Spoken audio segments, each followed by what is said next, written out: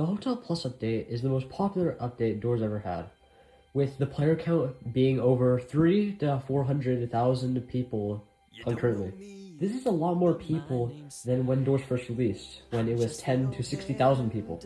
And this is more than how many people currently play Doors, which is usually 10 to 20,000 people. So why is this? Well, let's take a look into what the update actually offered. So, one of the problems Doors had, like before the Hotel Plus update, was that it was kind of simple. Like there weren't that many entities, and after the library, not much changed until the Hotel Plus update released. Now the difficulty continuously ramps up as you go through the hotel. One of the best things about this update is how much potential it used. It also fixed many of the problems Doors had prior to the update.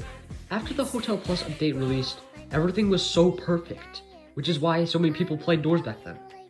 But in the most recent updates, and every single update after that, there were some little bumps on the road. When the Mines released, its structure wasn't as good and perfect as the hotel, and they didn't make a Mines Plus update or any of that, so there were a lot of things that felt missing inside the floor. This is why not as many people play the Mines as the hotel, or any other floor, because the hotel's structure is, like, the best. When the content update released, I thought, what is the point of all of this? Now, they did make Jeff's shop a little bit better, and the room before it is extremely long now, for some reason, and they made the Seek Chase just, like, pure nothingness. They did add a grumble, but it can't even kill you. Now the last few doors of the mines are just entity spam. Like, they didn't even bother to, like, place anything special inside it. Next, the Great Outdoors update. Oh ho ho. This is the most uselessness out of all of them, if you know what I mean. If they only released a new subfloor and not anything else, then it probably would have gotten almost the exact same amount of players. But no, they had to add more confusing features, like the mid-run rifts, the lotus flowers, and a bunch of random stuff nobody asked for, and they could have worked on other things, like aiming for Doors' weak points, but instead they added item skins and Stardust, and a bunch of other features.